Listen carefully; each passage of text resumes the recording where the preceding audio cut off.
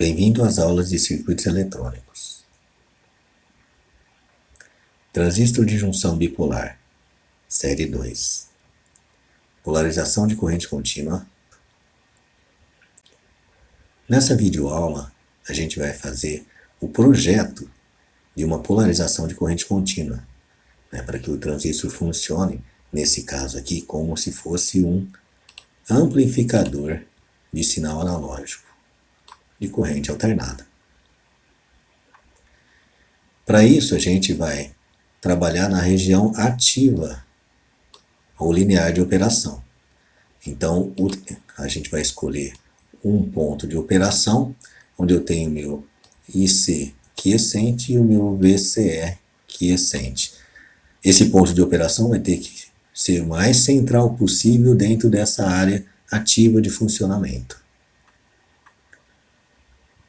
Para o projeto de polarização, a gente vai pegar aquele circuito de resistor de realimentação do emissor, que a gente fez, já verificou já antes o seu funcionamento na polarização, e vai estabelecer os valores de resistência RC, RE e RB.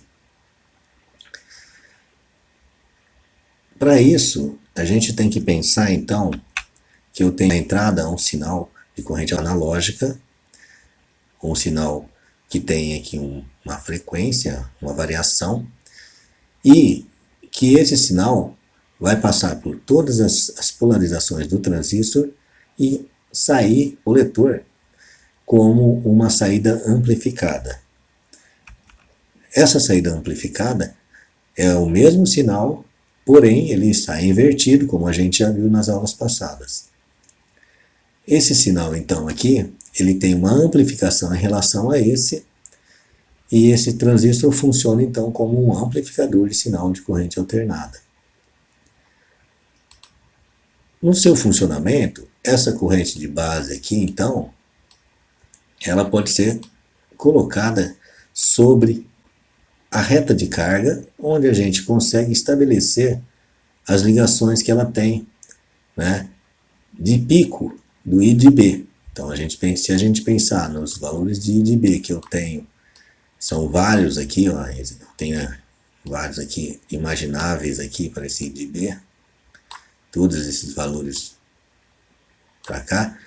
Essa superposição que é feita desse sinal de corrente analógico sobre os de corrente contínua pode ser expressa na reta de carga, onde esses I de B's aqui vão então fornecer os valores que eu tenho para o meu I de C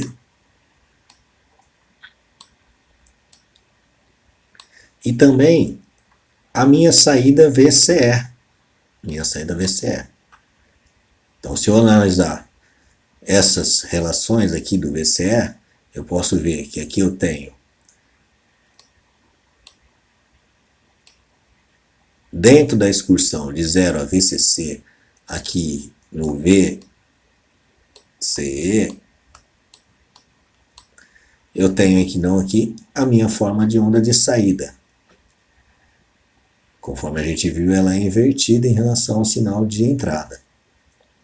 E que está excursionando nesse valor aqui para esse tipo de circuito. Então eu tenho aqui na região da coletor e do emissor, eu tenho aqui essa saída senoidal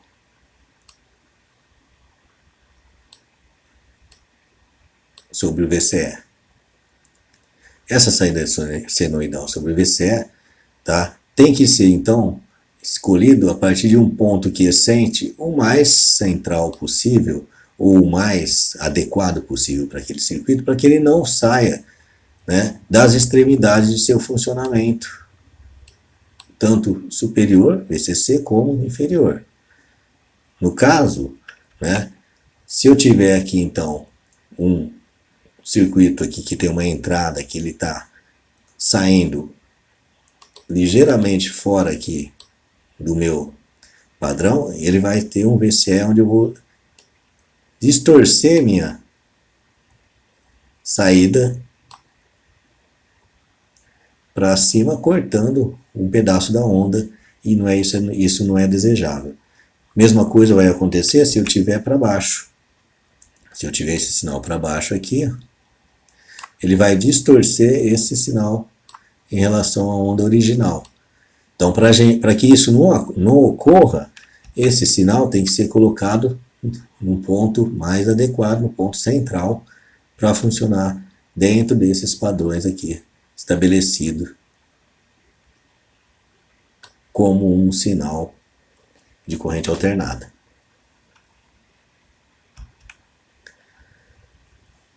Para fazer um projeto, então, de realimentação do emissor, a gente vai ter que sempre especificada uma fonte de tensão. Isso já é dado de projeto, né? E a partir, né, de um determinado ponto de operação, imagina que eu tenho um ponto de operação aqui, eu consigo então determinar o meu VCE e o meu IC quiescentes. Então aqui tem o VCE quiescente e aqui eu tenho o meu IC quiescente. Esses são os dados do projeto. Então isso aqui são dados no projeto. E para que aquele sinal não se extrapole aqui para fora e não tenha uma distorção nesse sinal, esse resistor RE aqui não pode ser muito grande. Então o que vai acontecer? Eu vou fazer uma limitação de 1/10 de VCC, que é da fonte de tensão que a gente vai especificar, para o valor de RE, permitindo que não haja distorção no sinal e ele fique aqui, né, numa área mais central possível dentro da região ativa de funcionamento. Isso quando não é especificado um valor próprio para esse RE aqui, né?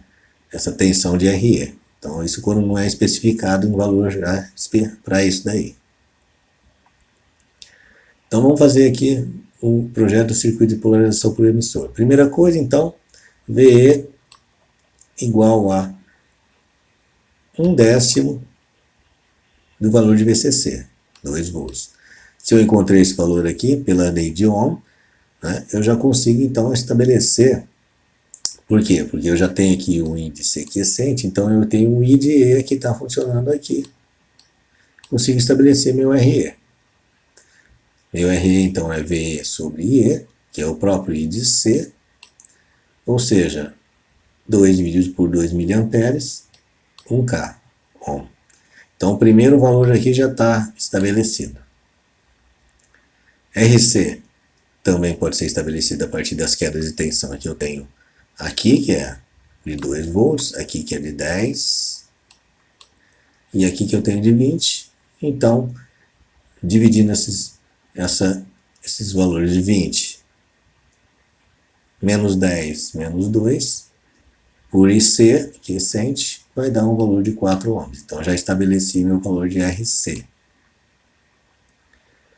A corrente de base, então, a partir de RC, que eu tenho o IC quiescente e tenho o beta do transistor, é estabelecida e ela é de 13,33 microamperes. Então eu já tenho a corrente de base. A partir da corrente de base, então, né, eu consigo estabelecer pela queda de tensão que eu tenho aqui, VBE, a queda de tensão que eu tenho aqui em RE e a queda de tensão da fonte. Então eu tenho aqui então o valor de 1,3 mega ohms. Estabeleci meu RB. Projeto de um circuito de polarização com divisor de tensão. Outro circuito, então, que eu posso fazer, a polarização, que é bastante utilizado, também é o de divisão de tensão. Então, eu tenho aqui um divisor de tensão, e a ideia, então, é determinar quais são os valores de R1 e R2 para esse divisor de tensão aqui. além de RC e RE. Tá? O que a gente vai utilizar então? A gente vai utilizar o método aproximado, onde a gente presume que as correntes nos resistores R1 e R2 são iguais. Então essa corrente e essa corrente aqui são iguais, ou seja, a diferença é muito pequena que não se leva em consideração, pois a gente coloca aqui na I de base aqui alguma coisa em torno de micro amperes. E essa aqui está na casa de miliamperes.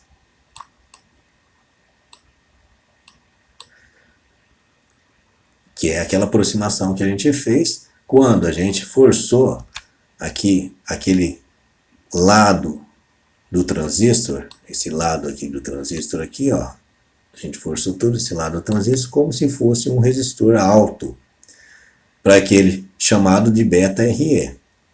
Ou seja, esse beta RE aqui, ele tem que então ser maior ou igual a 10 vezes o valor de R2, que é esse resistor de polarização aqui, para que a gente considere que essa corrente aqui seja tão pequena e essas duas sejam iguais. Aí eu consigo fazer minha polarização de forma fácil, usando o quê? Né? O princípio da divisão das tensões para determinar VB, que é igual a R2, né? Que a tensão é R2, R1 mais R2, multiplicado por VC. Um exemplo de projeto de um circuito de polarização com divisor de tensão, nele a gente tem o que? Especificado o valor de 20 volts da fonte de tensão, o VCE quiescente e o IC quiescente. E eu preciso encontrar o RC, o RE, o R1 e o R2 desse circuito. Aqui eu tenho o beta mínimo, que é o pior caso do meu beta, porque na folha de especificação vem uma variação de acordo com a temperatura para um mínimo e um máximo. Nesse caso aqui, quando a gente usa aquela aproximação do circuito pelo método aproximado de polarização, a gente utiliza sempre o valor mínimo, porque é o que vai me fornecer uma condição de utilizar a aproximação melhor para aquela resistência maior da relação transistor e resistor do emissor. Primeira coisa então que a gente faz aqui no nosso projeto vai ser especificar o valor de RE igual a 1/10 do valor de VCC, ou seja, 2 volts para esse valor aqui de tensão sobre o valor de RE. Depois a gente, obviamente, consegue fazer o cálculo de RE, né, simplesmente utilizando aqui o índice quiescente, e eu tenho o valor de RE igual a 200 ohms. Posso também calcular o RC a partir das quedas de tensões que eu tenho da fonte, do VCE quiescente e do VE, e dividir isso por índice quiescente, então eu tenho aqui o meu valor de RC igual a 1 kΩ. Tendo aqui o VE e sabendo que aqui é 0,7 volts, que é o valor da queda de tensão na base emissor para um transistor de silício, eu tenho que meu VB vale 2,7 volts. Então está aqui meu VB aqui. Se eu sei o meu VB e aquela relação entre RE e R2, que é estabelecida pelo valor de beta RE dividido por 10, né, onde eu tenho meu R2 valendo então 1,6K, consigo estabelecer a corrente que vai passar sobre o resistor R2, que a partir de que essa condição aqui ela é válida, é a mesma corrente que vai passar no resistor R1. Ou seja, essa corrente vai ter um valor aqui de 1,7 mA, A partir dessa corrente, da queda de tensão que eu tenho aqui, que é 2,7, nesse ponto, que é 2,7, da fonte de alimentação, eu consigo especificar o resistor R1, que tem um valor, então, de 10 kΩ. Então, consegui especificar, né, a partir do IC quiescente e VC quiescente, né, os valores de resistência para polarizar nesses pontos aí determinados. Os valores comerciais dos resistores, a gente não tinha fornecido uma tabela, né, desses valores comerciais, mas a gente tem aqui valores que são fabricados de resistores, né? Então tem o valor de 1 até o valor de 91 ou 100 em relação à tolerância de funcionamento, né, a variação que ele tem, que esse resistor tem de funcionamento, que às vezes é 5%, chegando até 1%, 2%, dependendo do fabricante. Exercício 1. Projete um circuito de polarização estável do emissor com IC quiescente igual a meio IC de saturação. E VCE quiescente é igual a meio VCC. O VCC, então, é 20. O I de saturação, o IC de saturação é 10 mA. O beta, 120. O RC, então, aqui, ó, ele está especificado como valor de 4RE, e a ideia é utilizar valores comerciais para a gente polarizar esse transistor aqui, nessas especificações aí. Então, quando a gente fala VC igual a meio VCC, então VC quiescente vai ser 10. E o C quiescente aqui vai ser meio da saturação, 5 mA. Ou seja, o IC de saturação, que é VCC sobre RC mais RE, permite, como a gente já sabe que é 10 mA, permite que, a partir de quando eu especifiquei que o meu RC é 4RE, encontrar o valor de RE, que é 400 ohms. Só fazer esses cálculos aí.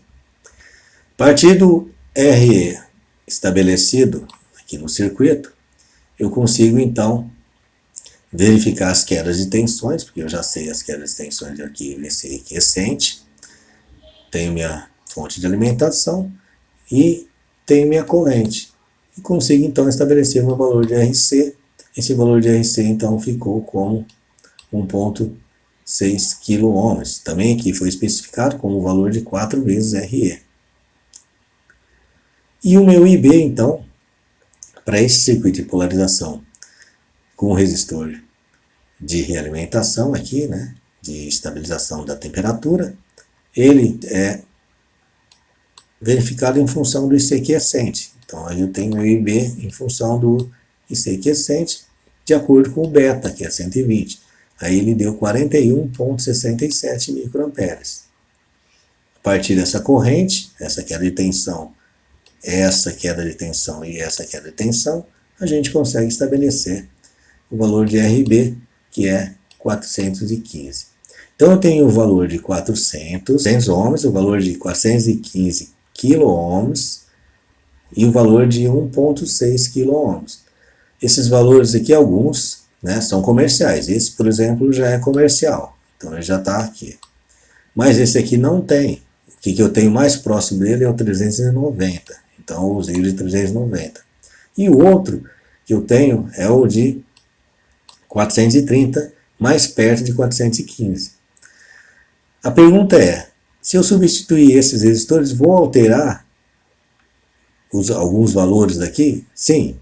Se você tiver resistores que estão nas faixas próximas a ele, então a gente pode falar que 430 está perto de 415 e 400 está perto de 390, a alteração desses valores aqui que a gente vai ter, né, do meu VC quiescente, que está aqui, e o meu IC quiescente, que está passando aqui, podem não ser significativas, e geralmente não são.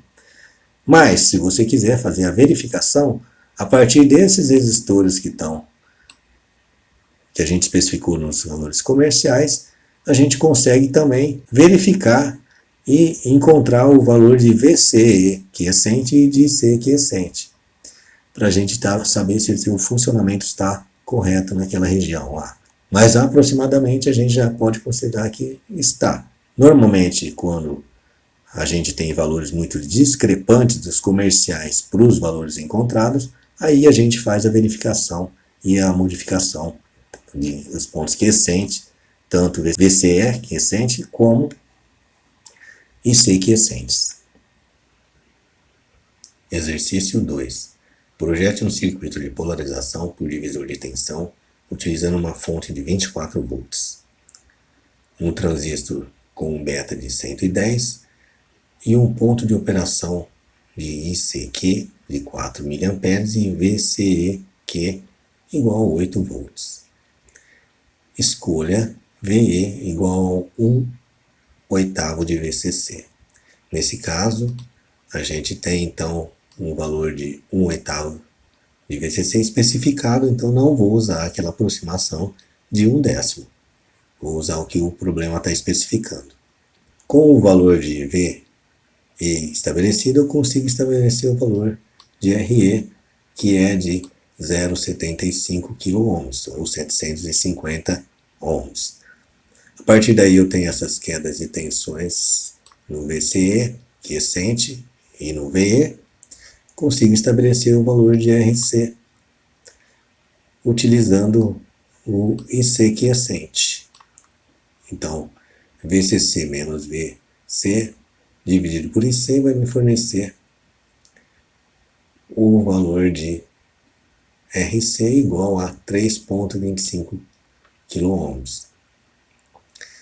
A partir dessa queda de tensão em VE, mais essa queda de tensão aqui em VB, eu tenho esse valor de VB, então, ele tem o valor de 3 mais 0,7, ou seja, 3,7 volts. E usando aquela relação de beta RE, que deve ser maior que 10 R2, para que eu tenha estabilidade térmica, eu garanto então o resistor R2. Estabeleço o resistor R2 com 8,25 kΩ.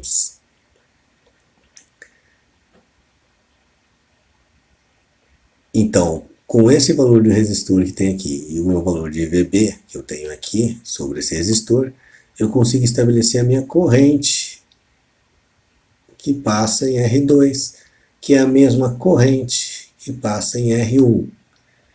Essas correntes, então, permitem que eu encontre, a partir dessa queda de tensão VCC aqui e essa diferença em VB, o valor do resistor R1. Também posso fazer isso utilizando a relação de VB vezes R2 sobre R1 mais R2, vezes VCC, que fornece para a gente, então, a queda de tensão VB. Manipulando aquela fórmula, eu vou chegar no valor de 41,15 kΩ. Vamos observar agora, então, os valores dos resistores encontrados, se eles estão de acordo com os padrões. 750 ohms é padrão, então eu tenho aqui o resistor RE com 750. O resistor de 3,25 não é, mas o próximo dele é o 3,3 kΩ, então ele funciona. E o de R2 igual a 8,25 também não tem, então eu tenho R2 igual a 8,2 kΩ padrão, então vou utilizá-lo. E para 41,15 kΩ não tem, então vou usar o de 43. Que esses resistores, então, estão relativamente perto daqueles que estão lá. Então, considero que a aproximação deles é válida. Ok, pessoal? Com isso, a gente finaliza a série 2 de transistor, que foi a parte de polarização desses transistores e seu projeto. A gente viu que a gente pode polarizar ele como um amplificador de sinal de corrente alternada e também trabalhar com uma chave, que são muito importantes para os circuitos digitais. As próximas séries, então, são sobre como ele funciona amplificando esses sinais. Até a próxima, então, pessoal.